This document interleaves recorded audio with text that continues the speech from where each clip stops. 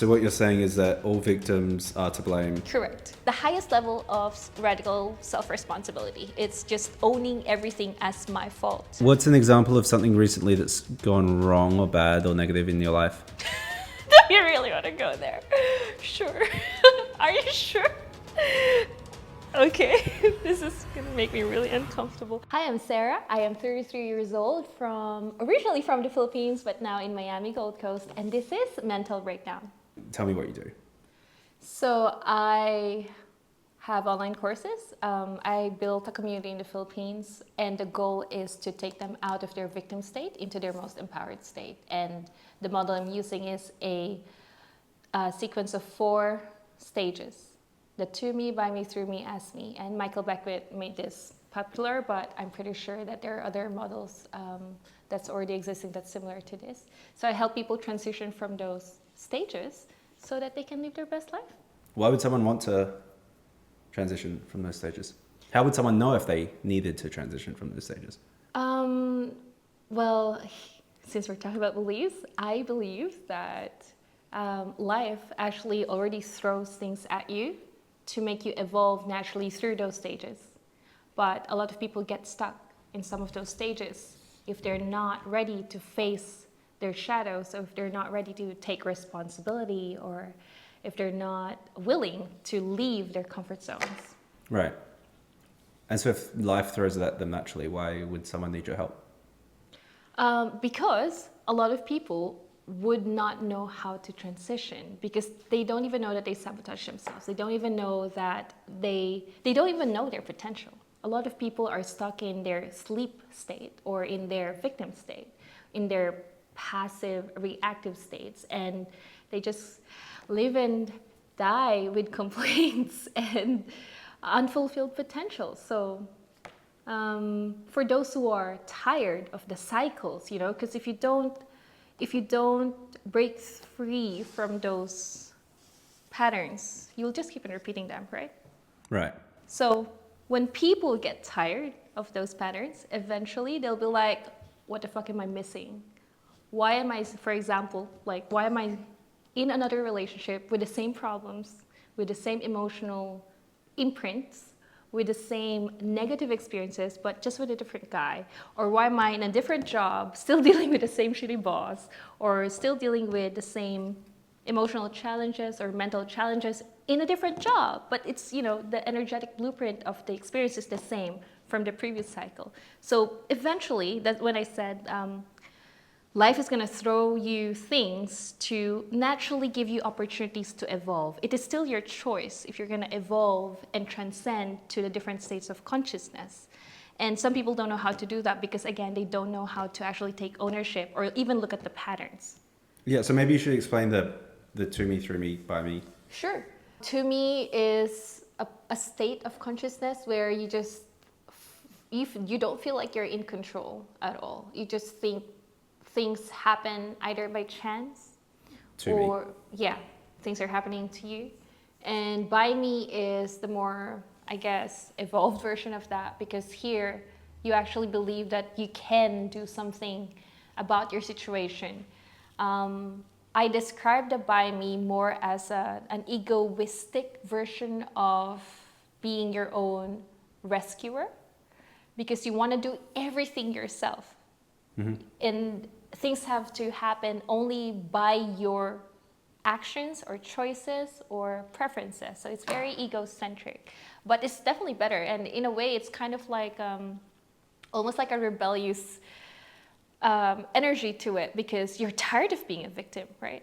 Mm-hmm. So now you're like, well, I'm just gonna do things my way now, right? I'm just gonna fucking take things to my hand and whatever. But eventually, let's put it in the context of business. What were the other two? Through Me and As Me. Yeah, can you explain them? Sure. Through Me is when you realize that you will hit a ceiling or a wall when you keep on just doing things by yourself, because you're not meant to be just doing things by yourself. You're gonna realize that there are greater forces like gravity that you don't need to control, but you can leverage and work with to get you to your goals faster. And I was going to give later an example about business, but We can go into it in more detail yeah. later. And then the ask me consciousness is when you just see everything as a reflection of your internal state. So just complete mirror theory, just what's happening inside is definitely going to manifest and be projected in your external world. And so that is true to relationships, to business, that is true to even your physical health, that's true to everything, career, that's true to everything. So pretty much your belief shaping your reality. To me, by me, through me, as me. Correct. How I love like explaining this is being in the to me state is like drowning in the ocean because you're wearing a steel armor, and your heart is also like encaged by a steel armor, and so you're drowning because it's heavy, right? You're holding on to why would you be wearing a steel armor in the ocean, right? So you can't swim, and it does feel like you're a victim. It does feel like it's like you're powerless in that situation because it's water and you're heavy. And so when you move to the by me, you start just removing the steel armor, and then you feel lighter, and then suddenly you can just float up. But you still have your heart encaged, but then at least you can start to swim for your life. You can start to actually take yourself from the bottom of the ocean upwards because you're no longer disempowered fully and you're swimming. At least you're doing something about it.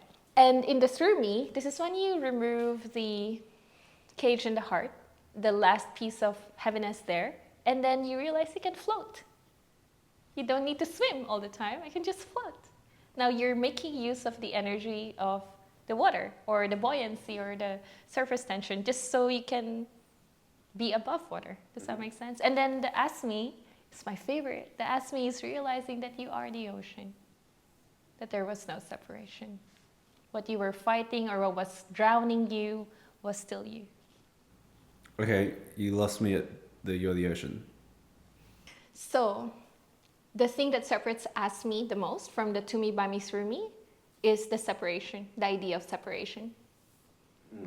Yeah. So in ask me, you just realize that everything is one.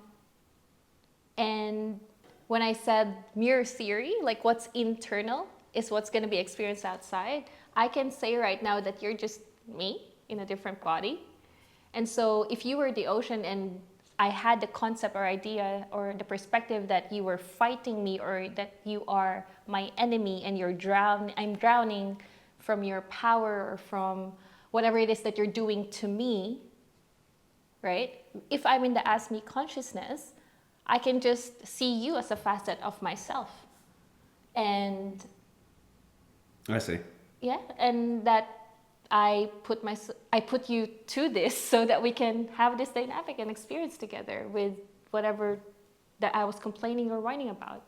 And I mean, I can give more clear examples in relationships or what if you want. No, I get that. So is it like you're on these levels permanently? I mean, let me rephrase. Someone who's to me, they see everything in their life as to me, and then by me, through me. Is it like all encompassing, or is it some areas I'm this and others I'm that? Oh, well, from what I've observed for myself and others is that there is a dominant state. And then you can definitely have different states in other areas of your life. But the dominant state would be the default state that you go to, especially when you're triggered or when you're in discomfort. Yeah, but just like when we have different brainwave states in the brain, you don't switch off all the rest. You just have a more dominant state. Mm-hmm.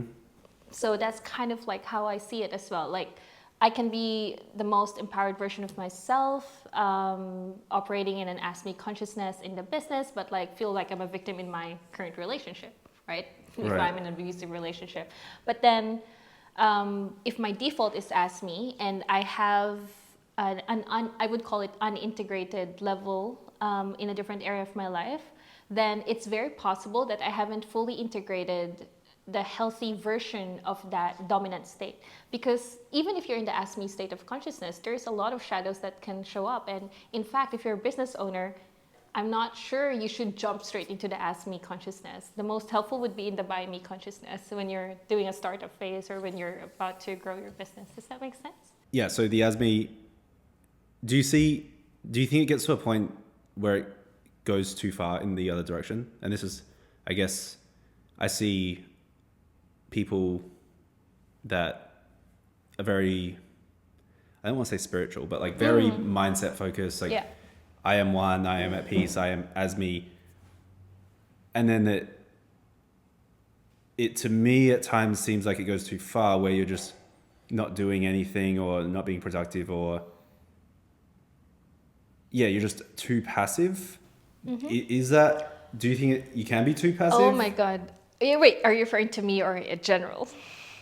I'm asking you, do you think like it goes too far? Oh yes, 100%. Yeah. I actually created a quiz that I make my students take, and then whatever level is dominant for them, what I go to right away is how they're possibly unintegrated in it, where they take it too far. So just like what you said, if you're a business owner and you're in the Ask Me, I would guess, I would have a very strong assumption that your systems are shit. Because you're probably just trusting the universe a lot. Yes. And just wishing things into place. And I know that because I've been there, there's definitely a lot of integration that I needed to do for myself as well. And bringing a lot of the shadows of those states to light and really looking at how I've used some beliefs as coping mechanism to avoid the work instead of actually focusing on it. So yeah, you can there's definitely but you're places kind of where you can laying take this it out too as far. like level 1, level 2, level 3, level 4. The goal is to. Well, the goal is the goal is to learn how to transition. And because when you're doing it in a conscious way, you're actually integrating all of them. And the goal is not to just stay there. The goal is actually to know the purpose of each as necessary. Even the to me is actually quite necessary, because without it, you probably won't have a shake-up moment. You probably won't be desiring for things to change. If you are, for example, if you're in a shitty situation and then you suddenly have an experience where you're victimized. Yeah. Okay, you're like, oh, that's not fair. I should fix this. Like, it's possible that you won't so have you're that. not saying That one is superior to that any. like you want to become just as me No. fully all the time. Absolutely not. Okay. Especially, that makes more sense. yeah, thank you. Especially here in this life where we're humans and we're dealing with ecosystems in different ways, in a lot of ways. You definitely need all of them, and you need to know which ones would serve you best in any given moment. So I guess a question would be like, what's the point of the, like, what's the utility? Like, I guess it makes sense, and it might feel nicer to think this way, and yeah, it might make you feel more peace. Yeah, but yeah. Why adopt this kind of framework of thinking? Well, we can put it in a business context, which is fun. Sure. Let's say someone wants to start a business. A person with a belief that the government is trying to steal all their money and that the economy is shit and that that competitors are copying their strategies, or all the beliefs about things happening to them. It's going to have probably a really tough time and being under a lot of stress, and probably not going to be making the best decisions for his businesses because he's always focused on what everybody else is doing and him being a victim, or her, okay? But you can make an argument that situation is useful because you're paying attention to things, and Absolutely. if you're stressed about XYZ, you're going to work harder to overcome them. Absolutely. 100%. Yeah. So what do you say to that? What do you say to that? Well, great. Good for you. But that has its place. You can't spend 24 hours just being paranoid about what the competitors are doing, right? No. Exactly. So that's the thing, though. People who are in the to me as a dominant state, that's where most of their energy will go to, not the more productive things that they should be doing in their business, like improving their product, delivering to their customers, or doing their own surveys or whatever, because that is already a by me. When you start taking action from a place of, well, what can I do where I have more control, or where I'm focusing on my sphere of influence, my sphere of influence, my own thoughts, feelings, actions, my own results, versus everything that's outside. Because there's a place for that in business. Of course, we research, we do competitors research, we do feasibility studies. So there is a place for looking out for what's already out there and what can get you or what can go wrong, right? There's definitely a place for that. So where do you spend your time in your business? In which state? For me, mostly in the through me, because I like the place where I can reach down to the by me state, where I can take action directly and I can jump onto a project and finish it on my own if I want to. At the same time, my default is who do I leverage? Who has the best skills, talents that I can tap into to help me get to this goal faster? So for me, with at least my stage in business, the through me is my comfortable place at the moment. There are times where I would, I guess, be a bit too strong in the by me, and then I would burn out because then I'm just doing everything by myself. So I see, yeah, okay. So I guess I can see how that's useful. So rather than being like, if it's by me, I need to do everything, you start with who could do this or could someone else be doing this? Yeah. And then you can work your way down if you need to. Absolutely. Why are you not as me? Why am I not in the ASME? Yeah. Because I was from ASME and there's a lot of shadows there that I needed to still kind of integrate. So I have glimpses of ASME a lot, but I still prefer this is by choice. I'm choosing to be in the through me because I feel like I have more control and I can switch to the by me faster than when I'm in the ASME. But I definitely, personally am in the ASME, just not in the business. But in life, in general, by default, I am in the ASME. What does that look like? Everything. I would like to, I guess, summarize ASME as just the highest level of radical self-responsibility. It's just owning everything as my fault or my doing or my influence, but not in an egoistic way, just knowing that whatever it is that I'm experiencing, I am allowing at some level, whether consciously or unconsciously. So ASME is just looking at all experiences as extension of desires within myself. And again, whether that's something that I knew I was manifesting or creating, that's a different story. Because we have. What's an example of something recently that's gone wrong or bad or negative in your life? You really want to go there? Sure. Are you sure? Okay, this is going to make me really uncomfortable, but sure. Okay, so not that I haven't talked about this in public. Okay. Okay, so for example, I used to have a belief that, no, let me rephrase that.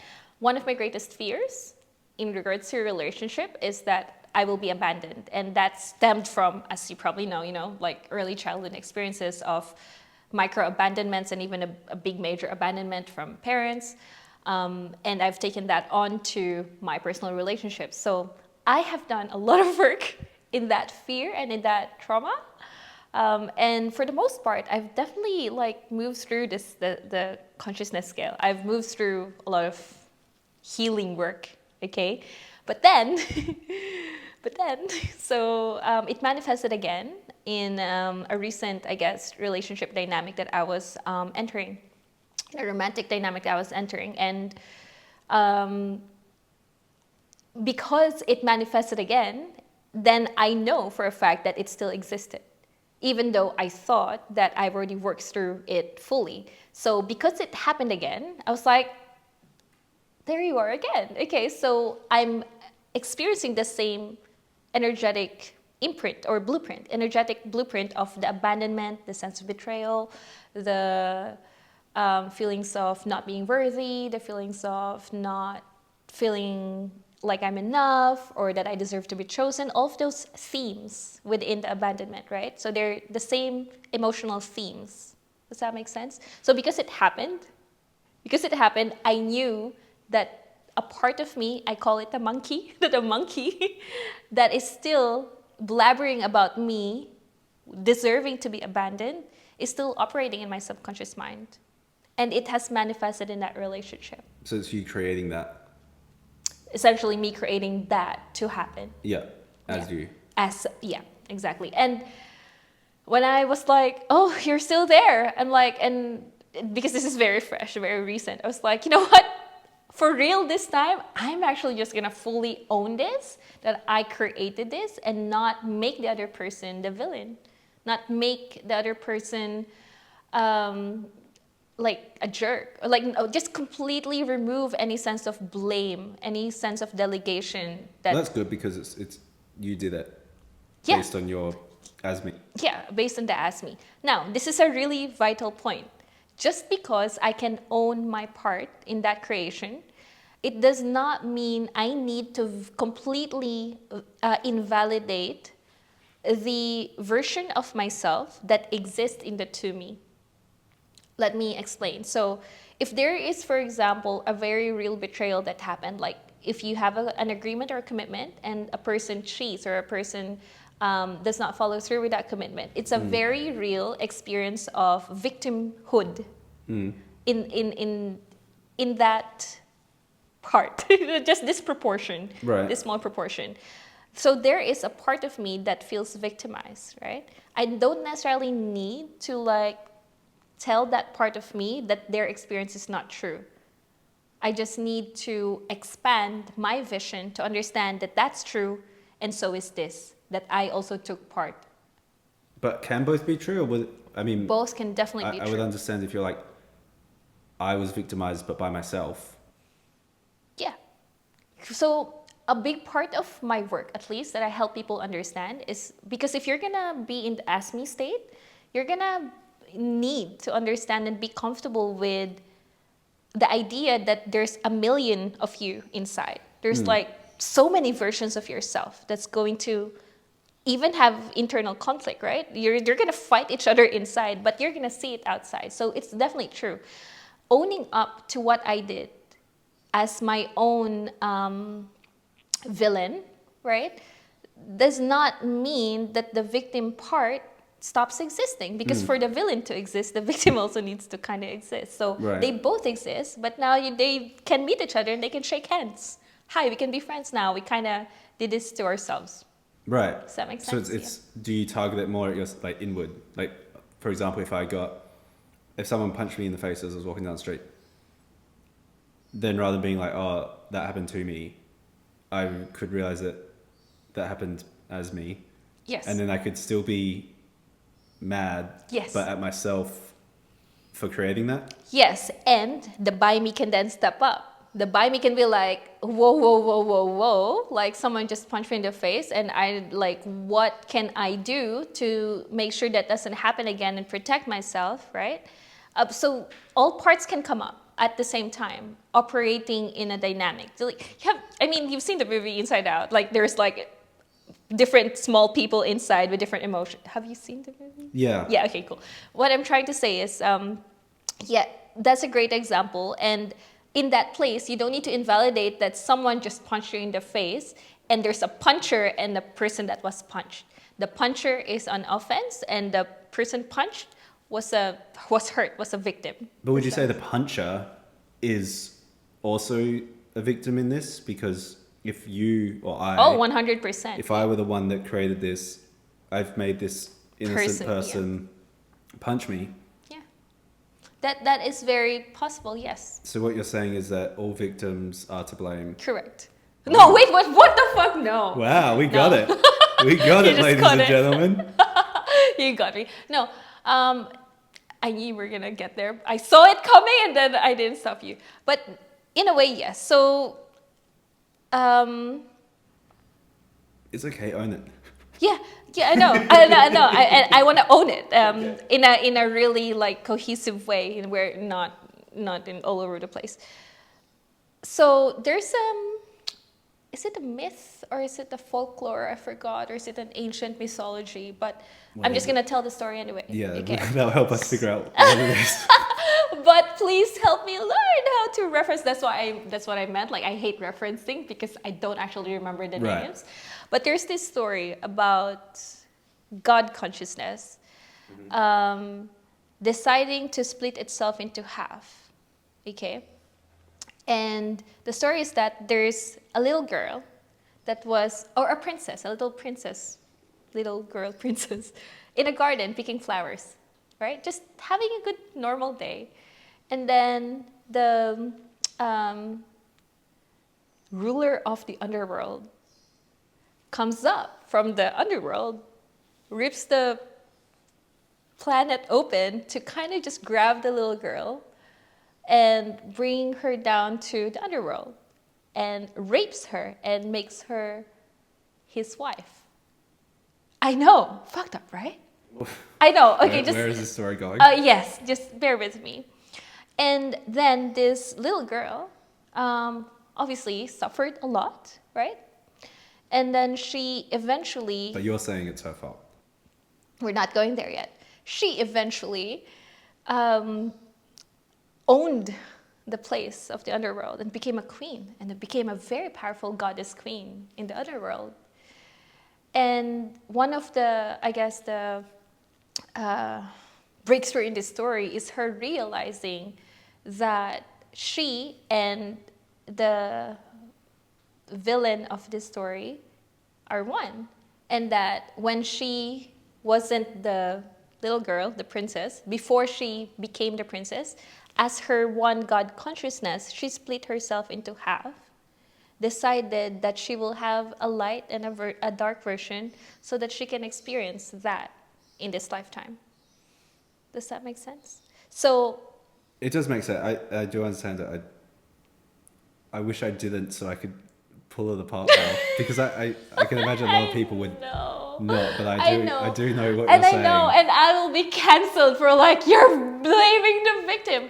Look, like, and this can be on the record or off the record if you want, but I have had, I've been drunk raped when I was 21 or something. Because I don't drink, and it was my plain naivety about the world. I didn't know better. That's just the fact. I just didn't know better. I just did not know even like normal social, I guess, how things work when men want something from a woman. And I was just so naive. I was just so, you can even call me stupid at that time for not knowing how to actually set boundaries or even say no to others. And my people pleaser was so high that I went with people that I actually couldn't trust yet. Does that make sense? So do I blame that version of me? Not necessarily, but I understand that I kind of participated in that dynamic unknowingly. I unknowingly put myself in that situation. I have no one else to blame but myself. Why would I blame my parents? Why would I blame my office mates? Why would I blame even the guy who was also acting out of his own subconscious desires and shadowy patterns, Probably he was also traumatized from other life experiences that he's had prior to that he did not also know what he was doing. Like, I genuinely, honestly believe that people are good at heart. And when they do something that hurts other people, there's something that is defective inside of them. Either they're acting out, from just repeating a trauma that they've also experienced, but they've taken as their own and personalized to their own flavor of abuse, and then have been continuing to just echo their own trauma inside. And again, we're back to ask me. If they're a victim, they're gonna want to create more victims to reflect that to themselves until they realize that they've been a victim their whole lives. That's extremely powerful. I think so. First of all, I'm sorry to hear that happened. Oh no, I wasn't expecting you to. I don't need a pity party, but thank you. I appreciate the compassion and understanding. I think I'm not sure if you know this, but I was attempting to trip you up in your ideas and views, and to see if you really believe what you say. I do. And I think that's probably, you've convinced me based on that story, because that's very impressive that you would take that approach for something like that. Yeah. And I think that's really shows the utility in that way of thinking, that you could experience something like that and still have a seemingly positive outlook on it. Yeah. And earlier on our way here, like we're looking for like a core belief that we really hold on to, and I think we kind of found it in a way. There's no one else in your life that has any greater authority or control over what happens to you than yourself. Whether you know that power or not is a different story, but nothing happens without your consent. But our consent is one of the things that a lot of people have not mastered, right? Yeah, I guess the only part of that that's like what would you say to people who are like they're born in a bad situation and maybe they're born with a disability or they've had just external things happen and that they are actually like innocent bystanders in it. How can they view things in that way where it's like, oh, this is my fault? Yeah, well, I wouldn't ask people to jump from the to me to the ask me, because then that's bypassing. In order to reconcile this place of being a victim first, again, that's why I value each phase as very important and necessary. That's why I call it the natural evolution, You have to be angry first. You have to be in that by me. You have to be enraged and you have to be fed up. And it's okay to understand the separation exists as well. As me, oneness exists, but the separation also exists. That's just the world that we live in. And so it's actually really okay to still kind of like from the to me to the by me, it's really okay to still look at others as separate and start thinking about yourself first.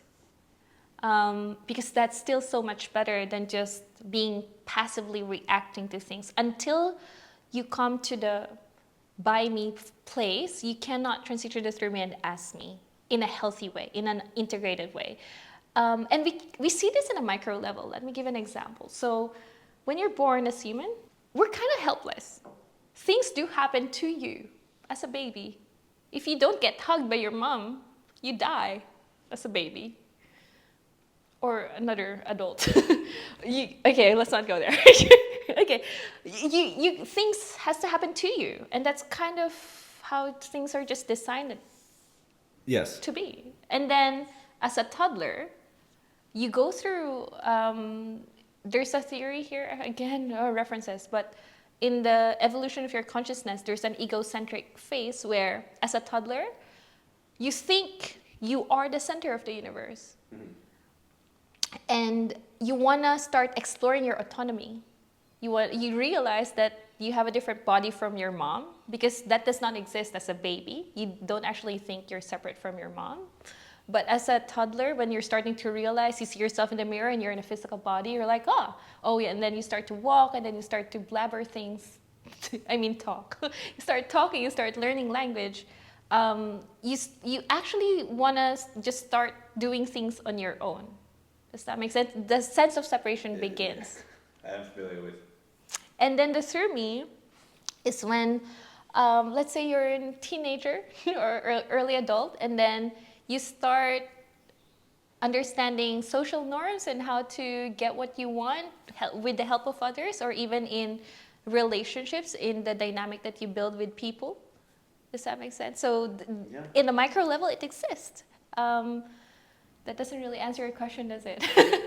Can you ask me again?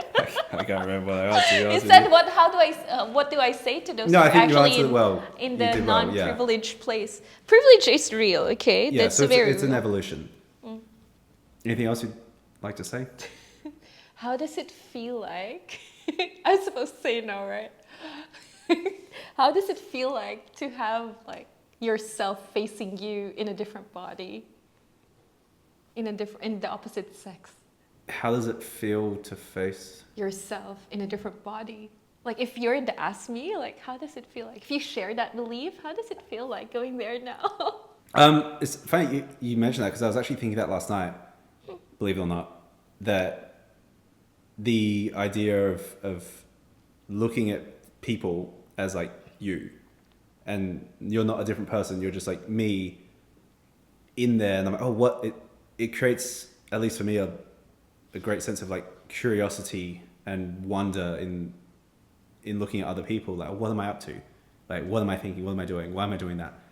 Versus just like, oh, here's this other person who's separate and detached. And yeah, for me, I